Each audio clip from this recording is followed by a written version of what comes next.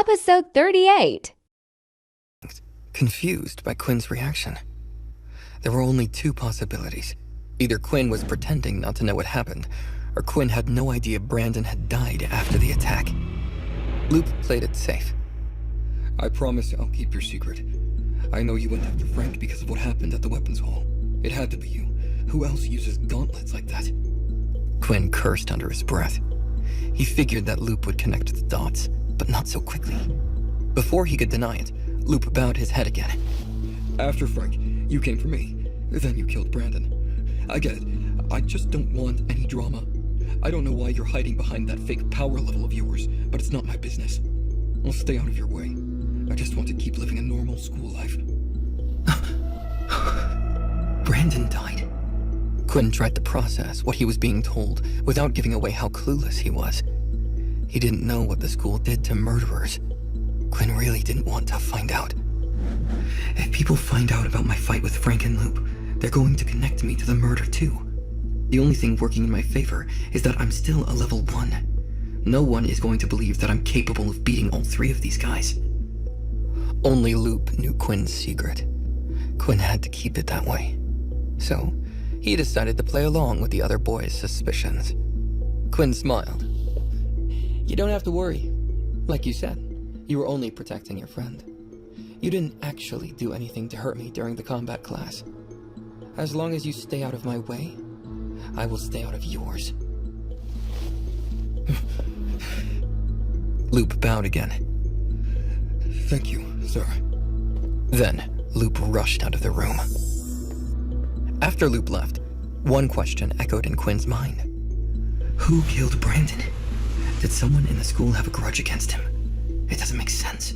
We've only been here at the academy for a few days. The school deliberately made sure no one knew each other beforehand.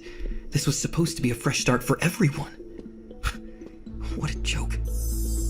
Quinn didn't have much to go on in terms of suspects. The only thing he knew about Brandon was the stunt he pulled during combat class. If Brandon schemed like that regularly, maybe he'd already made enemies. Quinn headed to the canteen to catch up with Vorden and Peter.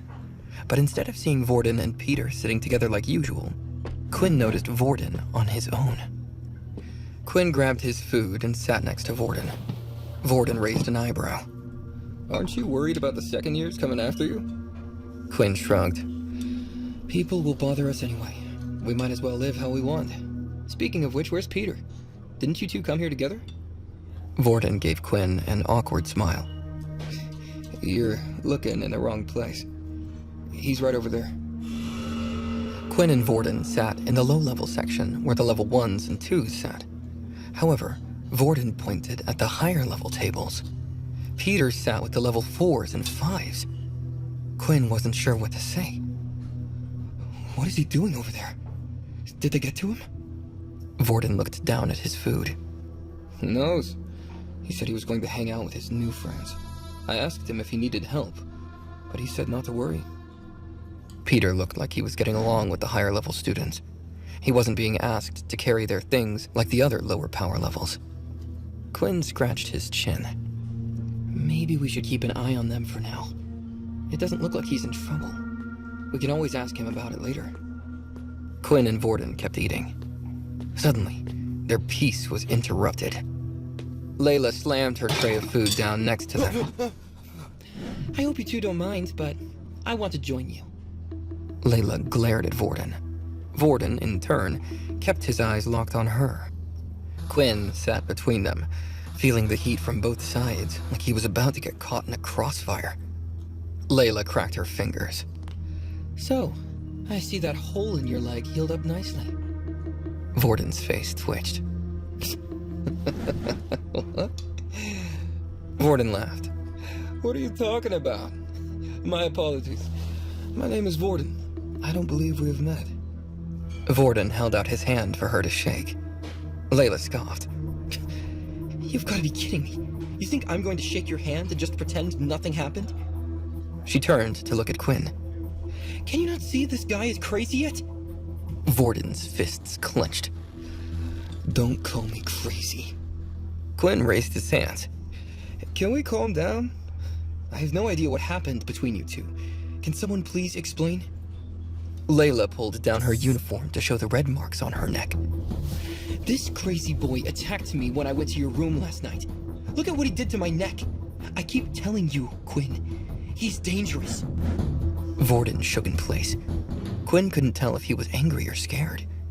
Vorden closed his eyes, as though he was trying to keep control of himself. I'm warning you. Don't call me crazy. Layla heard the tension in Vorden's voice. He could snap at any second. Layla stayed on edge, ready to activate her ability at a moment's notice. Even Quinn couldn't tell what Vorden would do next. Quinn tried the diplomatic approach before things got out of hand. Vorden, is what Layla said true? Did you attack her? Vorden stopped shaking after hearing Quinn's voice. He looked at Layla. I'm sorry. I didn't mean to hurt you. When I saw blood in the room, I thought whoever attacked Quinn had come back. I thought you were going after me and Peter too. Peter is only a level 1. Even though I showed up as a level 5, I have to touch someone to use their abilities. When you burst in, I panicked. I acted without thinking. Layla snorted. How can we even believe you? Layla saw that Vorden was unstable. His mood and mind changed all the time. Just seconds ago, Layla felt like Vorden was going to attack her again. All of a sudden, he was calm and collected. Layla wasn't buying it. Even Quinn felt like Vorden acted suspiciously. Vorden always seemed to be hiding something. He never explained what happened with the second years. And just now, he pretended not to know Layla. But clearly Layla thinks they've met. Vorden looked shaken. I'm sorry. I'll just leave you be, Layla. Quinn, if you need anything, just let me know. Vorden picked up his tray and laughed. Layla raised her eyebrows. Do you see what I mean? The guy is unstable. I understand he might have protected you a few times. He hasn't hurt you yet. But someone like him can hurt you at any time. Quinn knew she was right.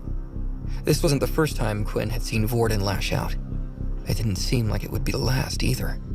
However, Quinn didn't fear Vorden at all. Vorden never targeted Quinn, no matter how unhinged he became. Vorden stood in the hallway outside his combat class. Everyone else was still eating breakfast. Vorden decided to go into an empty classroom. He looked at his hand. Blood dripped from his palm. Vorden had clenched his fist so hard that his fingernails pierced his palm. Voices began to circle his head.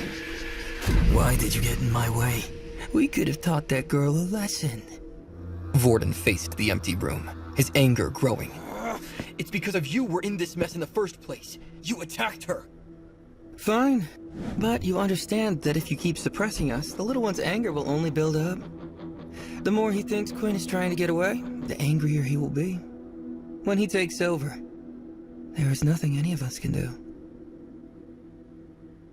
Vorden took a deep breath, trying to keep his cool. I won't let it get to that point. I'm sorry that Quinn got involved in this. He is just unlucky that the little one chose him. Later that day, Quinn and Layla arrived at their combat class. Frank was suspended. Loop had requested a transfer to a different combat class. He wanted nothing to do with Quinn anymore. Leo stood at the front of the room, arms crossed, ready to deliver his instructions. Welcome back, everyone. Now, for today's lesson, you've been paired with your weapons long enough. It's time to adapt. You have to make your weapon an extension of your body. Think about how to combine it with your ability. Tomorrow, we'll test what you've learned. The students split up, each finding space to train. One student wrapped flames around a whip, creating a blazing lasso. Another morphed their shield into spikes.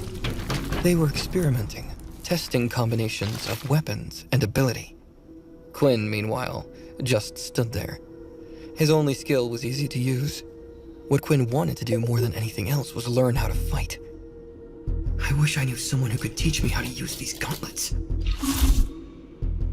Request of combat lesson. Activated. A suitable weapon is currently in use. Hand-to-hand combat. Level 1. Loading. A video projection suddenly appeared in front of Quinn's eyes. Startled, he looked around, but no one else seemed to notice anything. The image was just for him.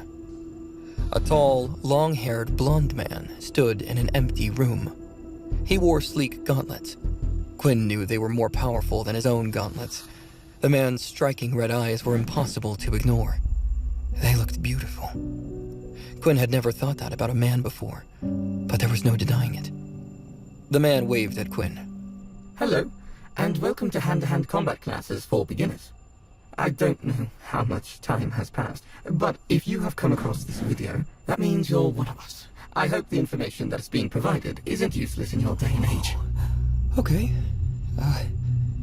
This can't be right, can it? Is this guy a vampire?